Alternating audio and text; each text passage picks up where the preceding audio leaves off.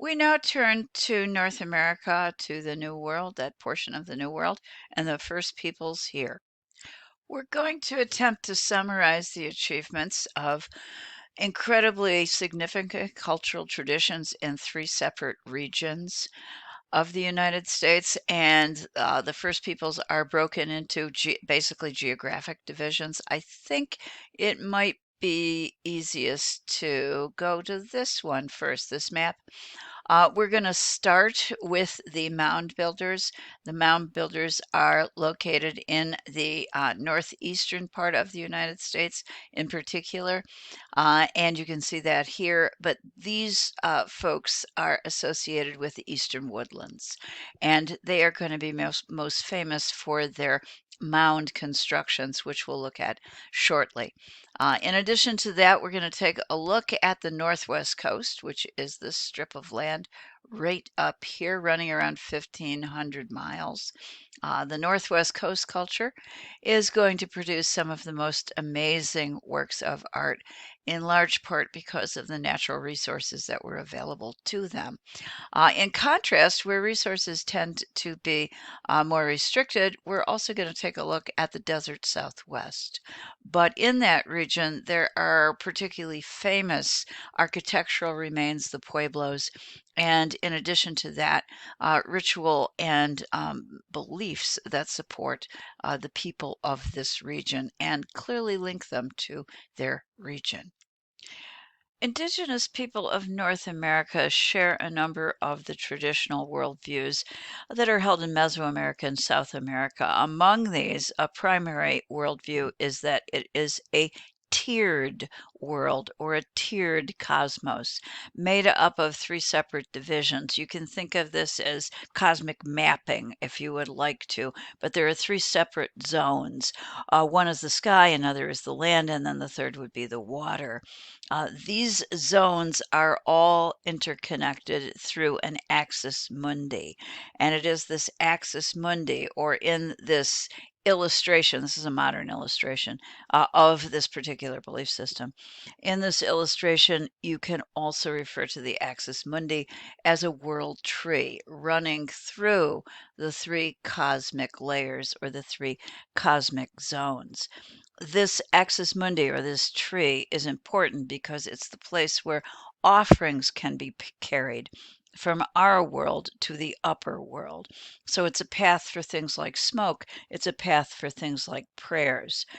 It is also a pathway for the shaman to travel and to communicate, connecting in particular with the lower region and the upper region.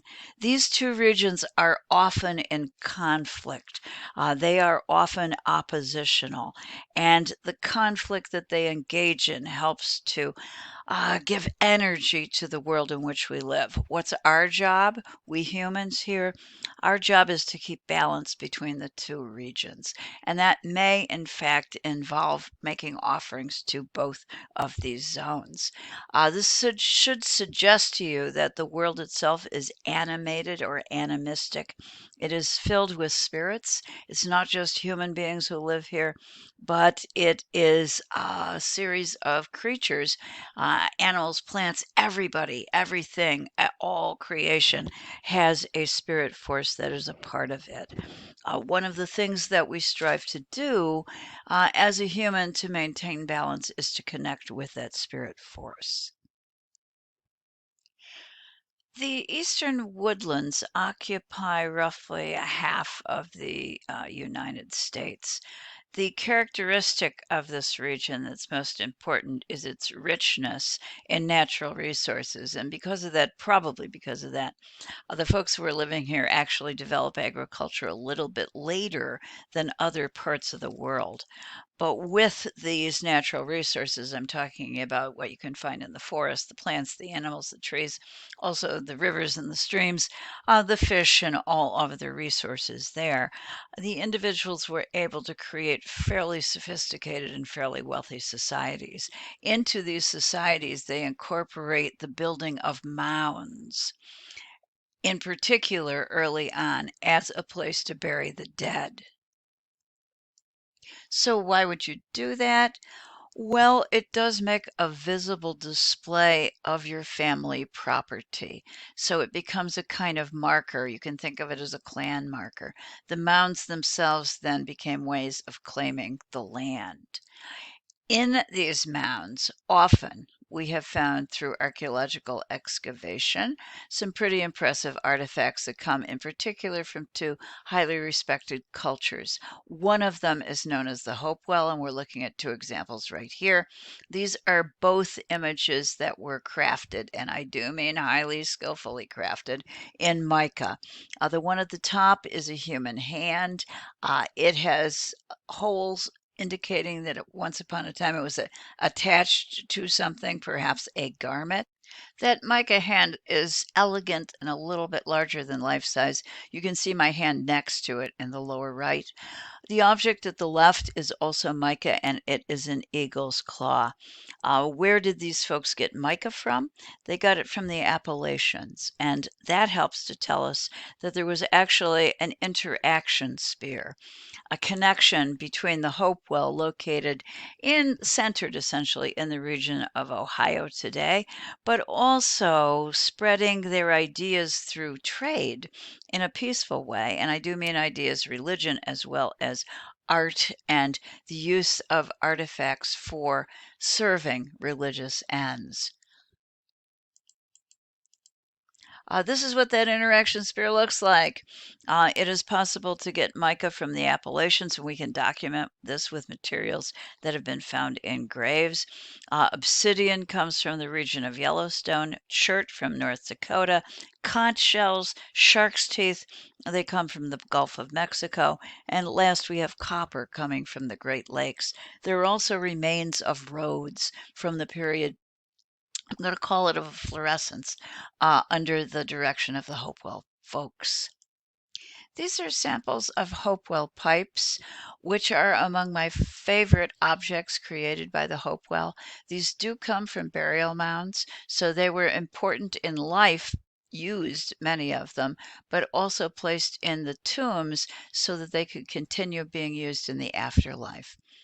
These pipes tend to depict animals. The animals are rendered in a reasonably naturalistic manner, carefully observing the habits of the animals. So these are made by people who know these creatures. The animals are placed on curving bases of the pipes. This little guy is a coyote, and he is howling at the moon. The figure next to him is an owl, but it's not just any owl, it's a night owl.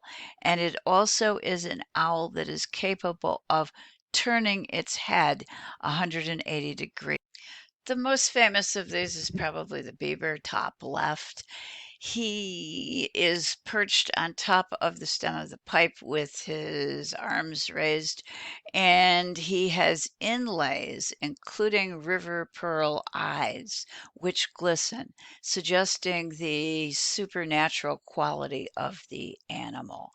All of these animals, and by that I'm broadly including our froggy and our birdie as well, are perhaps spirit animals associated very closely with the smoker. So much so that, and you should pick this up by seeing the hole right here. This is where we would inhale. This hole, located on the front end of the pipe, allows us to always face the animal. So there's a very strong connection between the smoker and the animal on top of the pipe. So, what was smoked in the pipes? This is the hole where we would be able to insert material for smoking. The native tobacco that was used was much stronger than today's, and it did have a great ability to impact us in a mind altering way, to enhance a ritual experience or perhaps an experience where we could feel in contact with the spirits. And almost certainly, as a part of this, the smoke from the material burned, think of it as a burnt offering, the smoke can go up through the axis mundi to reach the heavens and to allow your prayers and your respect to carry to the upper level. All of these creatures, of course, could also be associated with the zones along the axis mundi or the three separate tiers of the cosmos. The underworld would best, in my examples here, be associated with both froggy and beaver. These are creatures that are associated with the water. The water is associated with the underworld. The sky creatures, I think you can all find the two birds that are located here. And then the coyote would be associated with the land, which is the region where humans would also dwell. The animal on your pipe could indeed reference your spirit animal, or if you prefer to think of it as a kind of guardian animal or a spirit guardian. There are also carved pipes that depict humans. Among them, the most famous is probably this one. It's 844 in O'Reilly. It comes from the culture that came before the Hopewell. The name of this culture is Adena. Again, an anonymous carver, but definitely from the Adena culture. We know this because it was excavated from an Adena burial mound, which was pretty rich. And it was found by the left hand of one of the buried figures' bodies in the very lowest region of this mound. So it's fairly old as well. It's a high status individual. That's about all I can certainly say, although it has been argued that the figure might represent a shaman. And I'd like to believe that. It is high status because of the dress, the costume, as well as the ear ornaments that the individual is wearing. Among the elaborate costume, he has, you can see it on the back, a feather bustle. That would be an attachment to the rear of the figure that could be used effectively during a dance because those feathers would move and it would accent the movements of the dancer.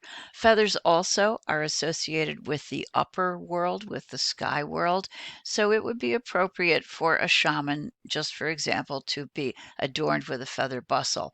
It is also possible, I am not certain of this, but maybe if we go over here or here, you can see on the front of the costume that he's dressed in, that may represent a serpent. If it does, that would be the underworld. So we would have the two together. And again, a job of the shaman would certainly be to communicate with both realms and to maintain harmony and balance for the living located in the middle. This figure is also very ideal. It's youthful, it's strong, it's symmetrical, it's formal. The knees are flexed. We've seen this with African carvings to suggest flexibility, movement, power, and I'm going to say a perfect individual in every conceivable way with potential and strength. It also suggests that the figure is in the act of dancing. Nevertheless, it is a pipe, and the mouthpiece is located right at the top up here. So used a little bit differently than the Hopewell pipes would be used. The mouth of the figure is also open as if engaged in a dance while singing or perhaps chanting, which is another one of the reasons I'm inclined to go with identification as a shaman. The mound builders naturally are very famous for the mounds that they create. Most of them that we have remaining are burial mounds. However, there are also effigy mounds. And American mound making is unique in producing animal figures, or in this case, what we actually have is a depiction of a serpent. And this is the serpent mound, as it's generally called. It's located in Ohio. It is in O'Reilly 845 in our book. The problem is we aren't quite certain which culture made it. And I am going to ask you to look carefully at a smart history reading that will go into additional detail about the question of the meaning of this mound and of the cultures that might have produced it. For right now, what I would like to suggest is it's pretty impressive. It runs uncoiled over a quarter of a mile in length. Its original height was somewhere around 5 feet, and it is created out of heaped earth and stone. It had no burials that we are aware of. We've been able to find nothing buried in it. So we assume that it has a ritual use. The question is, what is its ritual purpose? It hugs a ridge and is located by a river. It clearly is created as if slithering across the ground. The serpent tail, this is a drawing of what this looked like earlier than today. So we have a little bit finer detail, which is why we're looking at the drawing. The tail of our serpent is carefully wound in a spiral form. We go through the body of the snake and then we come up to its head. And one of the difficulties is knowing what this oval is. There are many people who think it's the eye of the snake, others who think it's an altar. Some people think it's an egg that's being swallowed by the snake. Honestly, we do not know, but we do understand that it is an important part of the creation. And probably if we knew what it was, we would better understand the purpose of the serpent. I guess my inclination personally is to go for a place where sacrifices were offered, a kind of altar, but I can't prove that. What I can tell you definitely is that this is a testimony to the skills of the Native Americans who created it. The eye, if we can call it that, of the serpent is directly on line with the sunset hitting the horizon on summer solstice. We know that various portions of this serpent are aligned to the skies.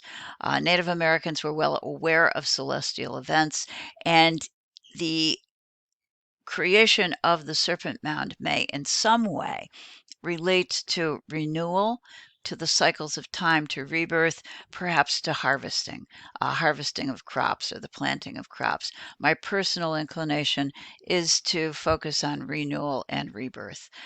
Take a look at Smart History and see for yourself how you would like to interpret the serpent mound.